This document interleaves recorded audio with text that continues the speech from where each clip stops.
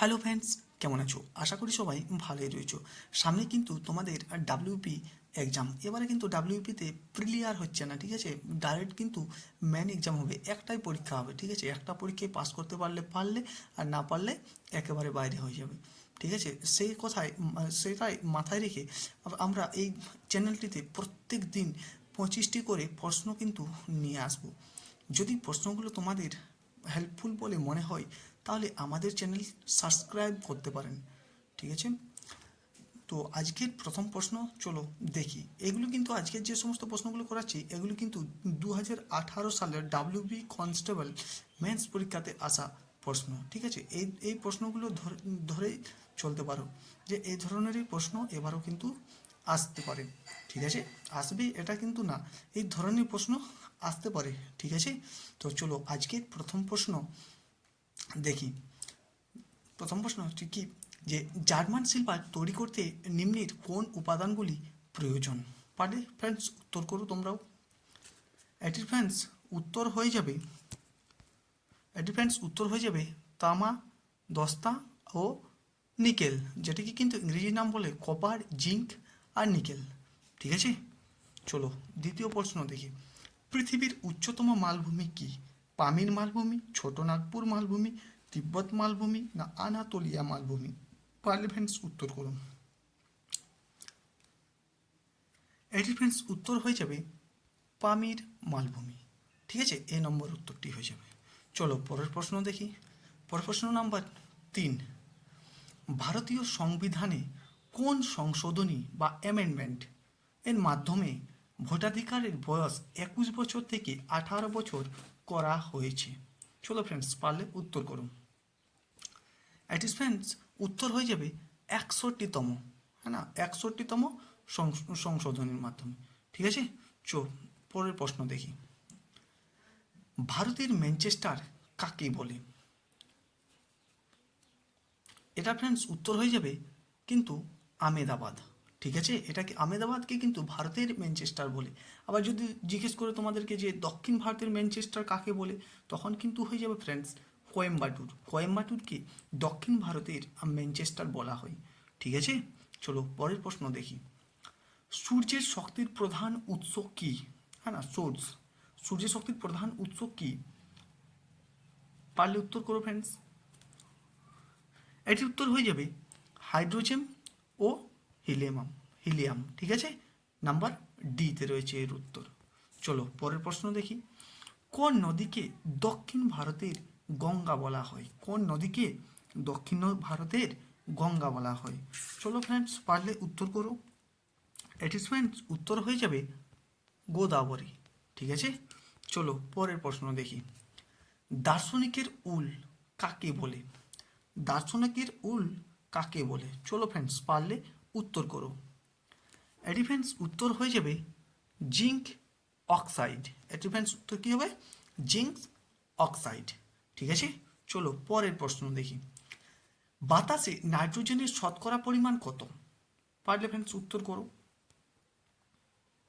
এটি ফ্রেন্ডস উত্তর হয়ে যাবে 78.09%, ঠিক আছে? চলো পরের প্রশ্ন দেখি। নাম্বার 9। সম্প্রতি সর্বপ্রথম ভারতবর্ষের কোন রাজ্যে মানবদেহী পুলিশ রোবট কেপি বট কে কার্যে নিযুক্ত করা হয়েছে? পারলে ফ্রেন্ডস উত্তর করো এটি উত্তর হয়ে যাবে ফ্রেন্ডস কেরালা, ঠিক আছে? এটা কিন্তু কারেন্ট অ্যাফেয়ার্স মধ্যে পড়ে কোয়েশ্চেনটা, ঠিক আছে? নাম্বার 10।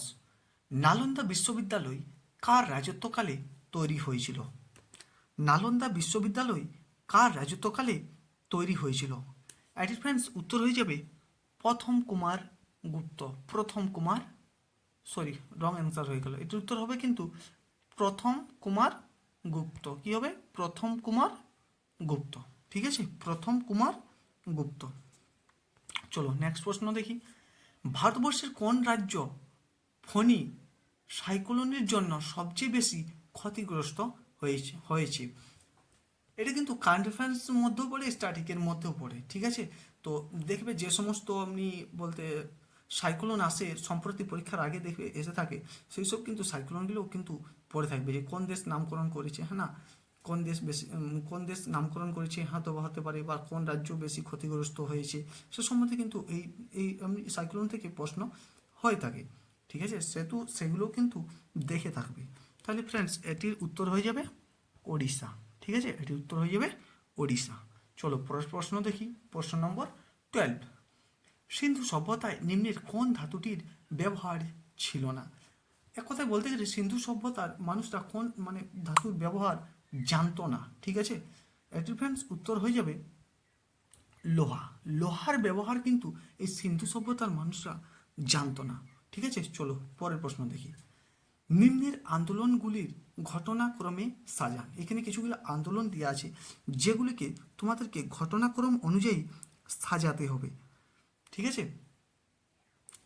যেগুলিকে তোমাদেরকে কি ঘটনাক্রমে সাজাতে হবে, যেমন কি আছে স্বদেশী আন্দোলন, খিলাফত আন্দোলন, হোমরুল আন্দোলন, হ্যাঁ না, আইন অমান্য আন্দোলন। তো কোন আন্দোলনটা আগে হয়েছে বা কোন আন্দোলনটি তারপরে হয়েছে, সেমনি অনুযায়ী সাজাতে হবে। ঠিক আছে, তো এটির ফ্রেন্ডস উত্তর হয়ে যাবে নাম্বার সি। Number C. তাহলে প্রথমে কি হয়েছে, স্বদেশী আন্দোলন। প্রথমে হয়েছে স্বদেশী আন্দোলন, কত হয়েছে 1905 সালে হয়েছে। তারপর হয়েছে তিনে কি আছে, হোমরুল আন্দোলন। তাহলে হোমরুল আন্দোলন কত, 1916তে হয়েছে হোমরুল আন্দোলন। তারপরে কি রয়েছে দুয়ে কি আছে, খিলাফত আন্দোলন। খিলাফত আন্দোলন কত সালে হয়, 1919 সালে হয় খিলাফত আন্দোলন। তারপর কি রয়েছে বা 4 নম্বরে আইন অমান্য আন্দোলন। তাহলে আইন অমান্য আন্দোলন কত সালে হয়েছে, 1930 সালে হয়েছে। ঠিক আছে ফ্রেন্ডস, এগুলো দেখে থাকো। চলো পরের প্রশ্ন দেখি, প্রশ্ন নম্বর 14। ভারতবর্ষের কোন রাজ্য সম্প্রতি হনুমানকে ক্ষতিকর পশু বলে ঘোষণা করেছে? চলো ফ্রেন্ডস, পারলে করো উত্তর এটির। এটাও কিন্তু কারেন্ট অ্যাফেয়ার্সের মধ্যে পড়ে কোয়েশ্চেনটি। ঠিক আছে, সেহেতু কারেন্ট অ্যাফেয়ার্সও তোমাদের অতটাই জরুরি, হ্যাঁ না? তাহলে এটির ফ্রেন্ডস উত্তর হয়ে যাবে হিমাচল প্রদেশ। ওকে, পরের প্রশ্ন 15 নম্বর। নিম্নের কোনটি কম্পিউটারের প্রোগ্রামিং ল্যাঙ্গুয়েজ নয়? নয় বলেছে। ঠিক আছে, তাহলে এটির ফ্রেন্ডস উত্তর হয়ে যাবে ডি। ঠিক আছে, প্রোগ্রাম ল্যাঙ্গুয়েজ দেখো, জনপ্রিয় কিছু প্রোগ্রাম ভাষা এখানে কিন্তু দিয়ে আছে, সি++, জাভা, পাইথন, হ্যাঁ না, এগুলা দেখে নেবে কিন্তু একবার। চলো পরের প্রশ্ন, প্রশ্ন নাম্বার 16। রাহি স্বর্ণবাদ কোন খেলার সাথে যুক্ত? রাহি স্বর্ণবাদ একটি নাম বটে। ঠিক আছে, তো এই কোন খেলার সঙ্গে সে যুক্ত সেটাই বলতে হবে। ঠিক আছে, তাহলে ফ্রেন্ডস এটি বলো পারলে। এটি ফ্রেন্ডস উত্তর হয়ে যাবে শুটিং। ঠিক আছে, আরও কিছু গুরুত্বপূর্ণ কিছু প্লেয়ার ও তারা যে খেলার সঙ্গে যুক্ত উল্লেখ করা হয়েছে, যেমন নীরজ চোপড়া জ্যাভলিং থ্রো, কর্ণম মালেশ্বরী ভারোত্তোলন, স্মৃতি মান্দানা ক্রিকেট। ঠিক আছে ফ্রেন্ডস, এগুলো কিন্তু তোমরা দেখে থাকো। ঠিক আছে, চলো পরের প্রশ্ন দেখি, প্রশ্ন নম্বর 17। আগা খান কাপ কোন খেলার সাথে যুক্ত? আগা খান কাপ কোন খেলার সাথে যুক্ত? এটি ফ্রেন্ডস উত্তর হয়ে যাবে হকি। আবার হকি খেলার সাথে কিছু বলতে আগা খান কাপ যেমন হকির সঙ্গে যুক্ত, Beighton Cup hockey, Azlan Shah Cup hockey, Dhyan Chand trophy হকির সঙ্গে যুক্ত, নেহরু ট্রফিও কিন্তু হকির সঙ্গে যুক্ত, রঞ্জি ট্রফি যেমন ক্রিকেটের সঙ্গে যুক্ত। সো এই সমস্ত যেমন ট্রফিগুলো থাকে না, তো কোন ট্রফিটা কোন খেলার সঙ্গে যুক্ত সেটাও কিন্তু অনেকটাই ইম্পর্টেন্ট হয়ে থাকে। ঠিক আছে, তো সেগুলোও কিন্তু তোমরা দেখে থাকবো। কিছু এখানে আমি দিয়ে রেখেছি, সেগুলো তোমরা কিন্তু দেখে নিতে পারো। ঠিক আছে, চলো পরের প্রশ্ন যাই, প্রশ্ন নম্বর 18। কেলভিন কিসের একক? কেলভিন কিসের একক বলো, পারলে ফ্রেন্ডস উত্তর করো। কেলভিন কিসের একক? কেলভিন কিসের একক, পারলে ফ্রেন্ডস উত্তর করো। এটি কেলভিন হচ্ছে তাপমাত্রার একক। ঠিক আছে, তাপমাত্রার একক। তাহলে কেলভিন হলো তাপমাত্রার এসআই একক, আর তাপের এসআই একক হলো কি, জুল। ঠিক আছে, কম্পাঙ্কের কি একক হচ্ছে হার্জ। ঠিক আছে, কম্পাঙ্কেরগুলো হার্জ হয়। ঠিক আছে, চলো 19 নাম্বার কোয়েশ্চন দেখি। ফ্রিডম বিহাইন্ড ওয়ার্ডস কার লেখা? ফ্রিডম বিহাইন্ড ওয়ার্ডস কার লেখা? এটি হচ্ছে কিরণ বেদির লেখা। ঠিক আছে, এটি একটি বই লিখেছে যে কিরণ বেদি লিখেছেন। ঠিক আছে, তাহলে এখন 20 নাম্বারটি দেখি, যে নিম্নের কোনটি খরিফ শস্য? হ্যাঁ না, খরিফ শস্য আর রবি শস্য এইখান থেকে কিন্তু প্রশ্ন হয়ে থাকে মাসলি। ঠিক আছে, তো তোমরা এই জায়গাটা কিন্তু ভালো করে কিন্তু দেখে থাকবে। ঠিক আছে, প্রশ্ন এখান থেকে হয়েই হয় প্রত্যেকবারই, তো তোমরা ভালো করে এই জায়গাটা কিন্তু দেখে থাকতে পারো। তাহলে দেখো যে নিম্নের কোনটি খরিফ শস্য? তাহলে নিম্নের কোনটি খরিফ শস্য পারলে বলো কমেন্টে।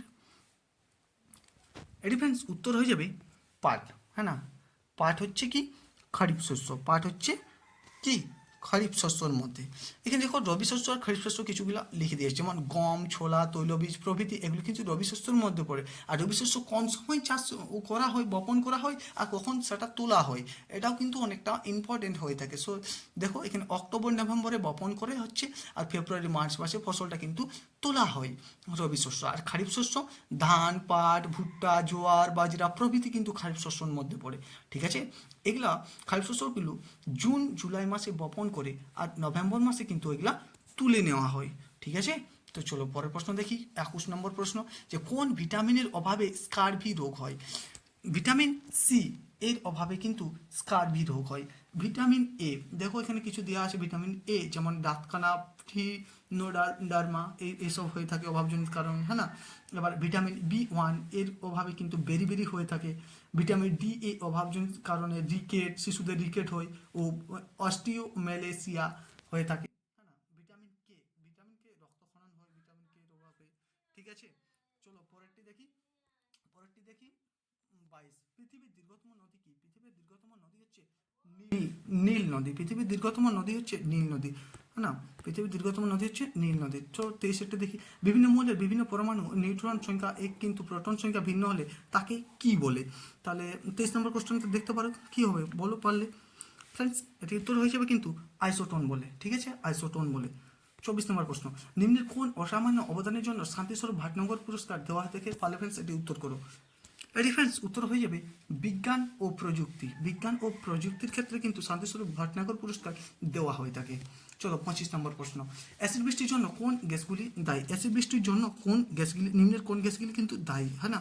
তাহলে SO2 ও NO2। ঠিক আছে, SO2 ও NO2 এটি উত্তর হয়ে যাবে, মতলব বি এরটা উত্তর হবে SO2 আর NO2, হ্যাঁ না। তো SO2 ও NO2 এগুলাকে কি বলে? SO2 কে বলে সালফার ডাই অক্সাইড। ঠিক আছে, SO2 টা কিন্তু সংকেত। ঠিক আছে, এটাকে বাংলায় বলতে গেলে কি বলবে? Sulphur die oxide. আর NO2 যেটা রয়েছে সেটাকে বলবে nitrogen die oxide. Okay friends, ভিডিওটি কেমন লেগেছে? আশা করি ভিডিওটি যদি ভালো লেগেছে, তো চ্যানেলটি সাবস্ক্রাইব করে থাকো পাশে এরকম ভিডিও পেতে। ঠিক আছে, সো আজকের ভিডিওটি এতটাই। ততক্ষণ bye and Jai Hind, Vande Mataram.